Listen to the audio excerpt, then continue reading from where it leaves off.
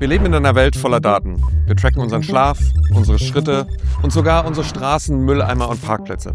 Alles in Echtzeit. Aber das, was uns ernährt, was unsere Städte kühlt und unsere Böden lebendig hält, hier haben wir eine massive Datenlücke. Milliarden von Pflanzen sind einfach stumm. Um unsere Pflanzen und Ökosysteme zu schützen, ist es wichtiger denn je zu verstehen, wie man sie vor Stress schützen kann. Das Problem kennt ihr auch aus erster Hand. Wie oft steht ihr vor eurer traurigen Zimmerpflanze und versteht einfach nicht, was los ist? Wie oft habt ihr euren Rasen überwässert oder überdüngt? Oder euch gefragt, was in eurem Garten am besten wächst? Wir sind Claudia und Gregor. Wir haben Fita gegründet, um Pflanzen endlich eine Stimme zu geben. Wir machen Pflanzen messbar. Mit kleinen, smarten Sensoren, die verschiedene Umweltfaktoren messen, analysieren und daraus echte Handlungsempfehlungen ableiten. Das Ganze ist denkbar einfach. Ihr nehmt einfach einen unserer Trackern, steckt die in die Erde oder an die Pflanze dran und verbindet diesen mit unserer App. Die Sensoren messen Faktoren wie Bodenfeuchtigkeit, Nährstoffgehalt, verwertbares Licht, Luftfeuchtigkeit oder Temperatur. Die Messdaten werden dann von unserem Datenmodell zusammen mit anderen Daten analysiert und Fita sagt dir nicht nur, was genau gemessen wurde, sondern auch, wann du das nächste Mal düngen musst, wann du das nächste Mal wieder gießen musst oder an welcher Krankheit deine Pflanze leidet, warum und was du dagegen tun kannst.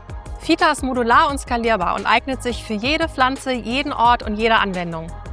Es gibt zwei Dinge, die wir anders machen als existierende Lösungen. Unsere Sensoren messen genauso präzise wie viele Profigeräte, die in der Landwirtschaft oder in Gewächshäusern im Einsatz sind. Normalerweise kosten diese Geräte viele hunderte Euro. Unsere Sensoren dagegen 30 bis 70 Euro. Wir können die Sensoren so günstig anbieten, weil wir viel höhere Stückzahlen für den Konsumentenmarkt produzieren. Pflanzen sind nicht alle gleich. Je nach Spezie oder Lebensphase haben Pflanzen völlig verschiedene Anforderungen an ihre Pflege. Da betrachtet unser Datenmodell Pflanzen als individuelle Lebewesen. Statische Datenmodelle leisten das nicht, unser Modell schon. Und das Spannende ist, unser Datenmodell lernt jeden Tag dazu. Je mehr Daten wir sammeln, desto präziser werden unsere Handlungsempfehlungen. Das ist unser Vorsprung. Wir haben bereits sehr viel erreicht. Vor 3 Jahren haben wir unser erstes Produkt gelauncht. Mittlerweile sind mehr als 40.000 Sensoren in mehr als 60 Ländern live und helfen jeden Tag dabei, für gesündere Pflanzen zu sorgen. Das haben wir unter anderem dadurch erreicht, dass wir unsere Präsenz auf Social Media, auf Messen und im Fernsehen ausgebaut haben. Letztes Jahr haben wir bereits knapp 1 Million Euro Umsatz gemacht. Dieses Jahr wollen wir diesen Umsatz mehr als verdoppeln.